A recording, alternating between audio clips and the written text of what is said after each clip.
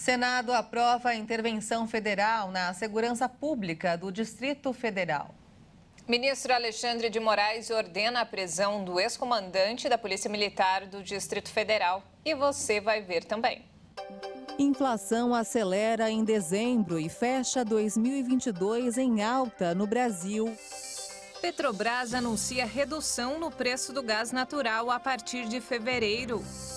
Tempestade provoca inundações e mortes e milhares de pessoas são retiradas de suas casas na Califórnia.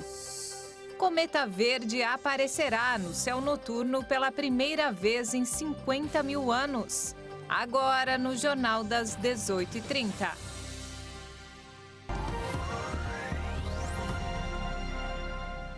Olá, boa noite. São 18h33 pelo horário de Brasília. Boa noite. Você acompanha agora as principais notícias do Brasil e do mundo desta terça-feira. O Senado aprovou hoje um decreto que estabelece a intervenção federal na segurança pública do Distrito Federal até o final deste mês, após os atos criminosos ocorridos no domingo. Na abertura da sessão dessa terça-feira, o presidente do Senado, Rodrigo Pacheco, afirmou que a democracia prevalecerá mesmo diante dos ataques às sedes do Legislativo, do Executivo e do Judiciário. E esta data de 8 de janeiro, e esses acontecimentos de 8 de janeiro, embora devam ser superados, presidente Renan Calheiros, embora devam ser superados os acontecimentos, eles jamais podem ser esquecidos. E antes que alguém diga que esses acontecimentos constituíram excessos a manifestações democráticas de vontade popular, eu digo, esses acontecimentos são crimes e como crimes devem ser tratados como tais. Não são excessos de manifestação democrática. São crimes que precisam ser punidos. A votação aconteceu de forma simbólica e rápida, ou seja, quando não há contagem individual e nominal de como cada deputado federal se posicionou. Alguns senadores foram contrários à proposta, entre os quais aliados ao ex-presidente Jair Bolsonaro, como o próprio filho dele, Flávio Bolsonaro, e os senadores Carlos Portinho, do PL, Luiz Carlos Enzi, do PP e Carlos Viana, do PL. O decreto que foi assinado pelo presidente Luiz Inácio Lula da Silva no domingo segue agora para a promulgação. Ao final da sessão, Pacheco disse que a investigação deve mirar especialmente os financiadores dos atos criminosos que depredaram as sedes dos três poderes na capital federal. O ministro do Supremo Tribunal Federal, Alexandre de Moraes, determinou a prisão do ex-comandante da Polícia Militar do Distrito Federal, Fábio Augusto Vieira. O ex-comandante era o responsável pela Polícia Militar no domingo, quando manifestantes invadiram e depredaram as sedes dos três poderes em Brasília. A polícia e o governo do Distrito Federal, que são responsáveis pela segurança dos prédios do governo federal e de outros poderes em Brasília, vem recebendo duras críticas pela atuação durante os atos de vandalismo. O ex-comandante da PM, Fábio Augusto Vieira, foi substituído pelo interventor federal Ricardo Capelli, que será responsável pela segurança do Distrito Federal até pelo menos o fim de janeiro. O ministro da Justiça e Segurança Pública, Flávio Dino, anunciou a substituição e a governadora do Distrito Federal em exercício, Celina Leão, declarou que Fábio compartilhou informações falsas ao governador Ibanez Rocha, afastado do cargo por 90 dias. A Polícia Federal faz hoje uma operação na casa de Anderson Torres, ex-secretário de Segurança do Distrito Federal. Ainda não há informações sobre o tipo de procedimento realizado pelas autoridades. Torres foi exonerado do cargo durante o ataque aos três poderes no domingo. Também no domingo, a Advocacia Geral da União havia pedido ao STF a prisão do ex-secretário. A Polícia Federal empossou o novo diretor-geral anunciado por Flávio Dino na transição de governo. Durante a cerimônia, o ministro do Supremo Tribunal Federal, Alexandre de Moraes, garantiu que todos os responsáveis pelos atos antidemocráticos vão ser punidos.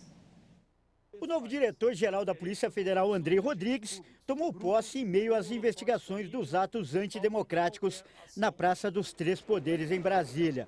O nome do delegado foi anunciado ainda em 2022 pelo ministro da Justiça, Flávio Dino.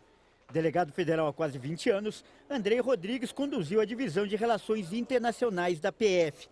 Andrei falou que pretende contribuir para que a Polícia Federal fique ainda mais eficiente. Aproveito aqui esta oportunidade para reafirmar o compromisso da Polícia Federal com o Estado brasileiro. Nossa atuação será sempre pautada pelo estrito cumprimento da lei e pelos princípios do Estado Democrático de Direito. Esse será um norte inafastável na gestão das investigações policiais, que serão coordenadas com base no trinômio da qualidade da prova, na autonomia investigativa e na responsabilidade. O ministro do STF, Alexandre de Moraes, também discursou na cerimônia de posse do novo diretor-geral da Polícia Federal, Andrei Rodrigues. Moraes disse que as instituições vão punir os responsáveis pelos atos antidemocráticos. Não achem que as instituições irão fraquejar. O Poder Judiciário, o Supremo Tribunal Federal, e tenho absoluta certeza, com apoio dentro da legalidade, dentro da Constituição da Polícia Federal, as instituições irão punir todos os responsáveis, todos, aqueles que praticaram os atos, aqueles que planejaram os atos, aqueles que financiaram os atos e aqueles que incentivaram, por ação ou omissão, porque a democracia irá prevalecer. O presidente Lula retomou hoje a agenda de compromissos no Palácio do Planalto após as repercussões das manifestações antidemocráticas feitas pelos apoiadores do ex-presidente Jair Bolsonaro na noite de domingo em Brasília. Lula chegou ao Palácio do Planalto para cumprir os compromissos da agenda nesta terça-feira pela manhã. A primeira reunião foi com o governador do Rio de Janeiro, Cláudio Castro, para tratar pautas de interesse do estado fluminense. Em seguida, Lula encontrou João Azevedo, líder do governo paraibano e presidente do Consórcio Nordeste. Azevedo pediu prioridade na reconstrução de ferrovias e apoio no fortalecimento de programas de segurança alimentar no Nordeste. No período da tarde, Lula deve ainda se encontrar com a ministra da Saúde, Nízia Trindade, e com o ministro da Fazenda, Fernando Haddad. A inflação no Brasil foi de 0,62% no mês de dezembro. Os dados oficiais foram divulgados hoje pelo IBGE. A inflação no Brasil fechou 2022 em 5,79%, bem abaixo dos 10,06% acumulados em 2021. Em dezembro, a inflação oficial medida pelo Índice Nacional de Preços ao Consumidor Amplo ficou em 0,62%, completando 3 meses de elevação. O aumento dos preços no último mês foi impulsionado pelos setores da saúde e dos cuidados pessoais e dos alimentos e bebidas, que em conjunto ocupam o maior peso no cálculo do IPCA. Este foi o quarto ano consecutivo que a inflação superou a meta do Banco Central, que previa 3,5%, com margem de tolerância de mais ou menos 1,5%. E vamos agora ao mercado financeiro. O dólar fechou a sessão desta terça-feira em baixa e atingiu o menor patamar do ano até agora. Investidores repercutiram a divulgação da inflação de dezembro e monitoraram falas do presidente do Federal Reserve, Jerome Powell. A moeda norte-americana caiu 1,05% e encerrou o dia cotada a R$ 5,20 na venda. E olha só, começa amanhã a data de vencimento para o pagamento do IPVA, o Imposto sobre Propriedades de Veículos Automotores. O motorista que pagar à vista pode ter desconto de até 20%. Os motoristas da maioria dos estados brasileiros e do Distrito Federal têm a oportunidade de pagar o IPVA integralmente e receber um desconto.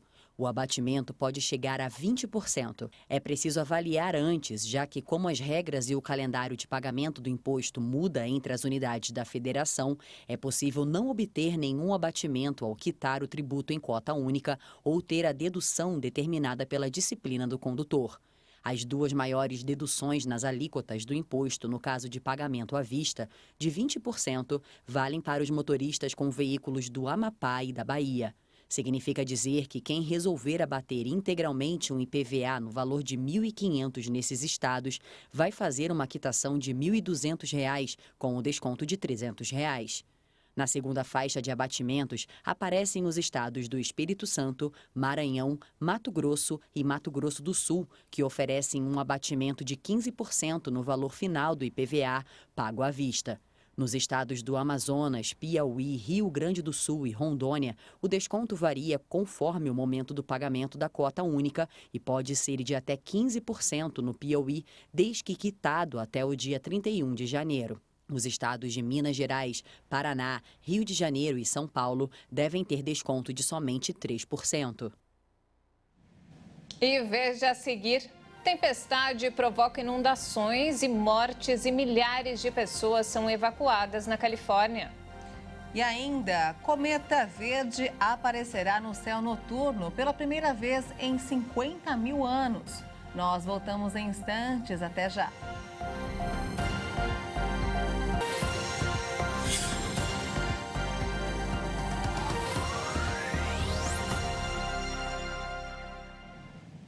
Estamos de volta, 18 horas e 46 minutos pelo horário de Brasília. E viajar costuma ser um momento de alegria e nada, em tese, tira a tranquilidade no meio do caminho. Mas alguns imprevistos podem acontecer e tornar esse momento uma dor de cabeça e gerar bastante desconforto.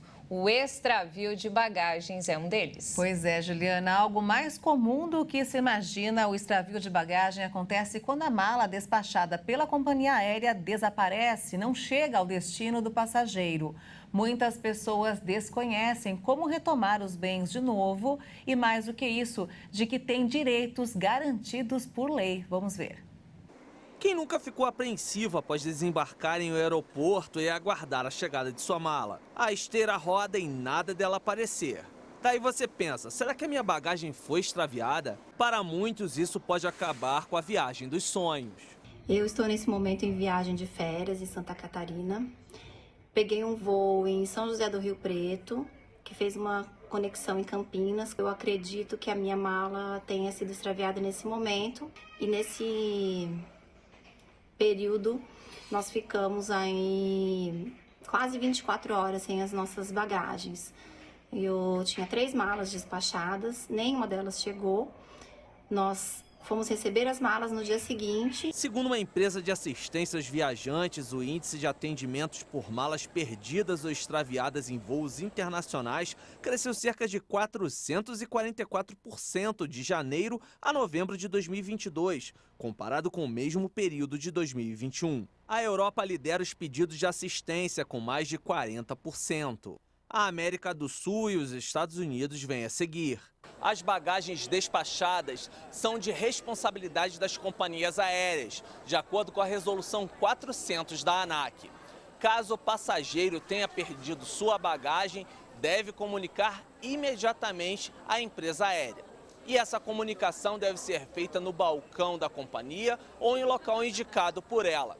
Não se esqueça de apresentar o comprovante do despacho da bagagem, além de preencher um relatório. Segundo a ANAC, a bagagem poderá permanecer na condição de extraviada por no máximo 7 dias, em caso de voos nacionais, e no máximo 21 dias em voos internacionais. Se estiver nessa situação, o passageiro terá direito a receber da empresa aérea um ressarcimento por gastos emergenciais, pelo período em que estiver sem os seus pertences. Na eventualidade de o passageiro não conseguir um acordo com a empresa de aviação civil, ele deve se dirigir a um estabelecimento, a uma unidade do PROCON ou do Juizado Especial Civil, que tem em cada aeroporto, existe uma unidade do PROCON e uma unidade do Juizado Especial Civil, já para dar início a uma ação indenizatória ou uma reclamação administrativa via PROCON.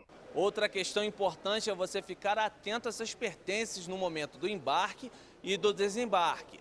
Falamos com um especialista em segurança que deu dicas valiosas para você não ter aborrecimentos em sua viagem. Mais importante que tudo é você fazer uma programação não só da viagem, do destino da viagem, mas de como você vai fazer. Você vai de táxi, você vai com seu carro, tem onde deixar. Por que eu digo isso? Porque toda preocupação a mais faz com que você priorize o fato, aquele problema, e esqueça de detalhes.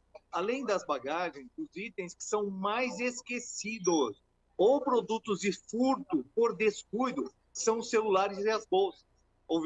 Então você veja, não é o problema da bagagem em si, mas do descuido com o patrimônio pessoal, devido ao excesso de preocupações. Hoje o check-in é feito até pela internet. As empresas aéreas têm colocado toda a facilidade para que você tenha o menor problema possível na hora do embarque e do desembarque.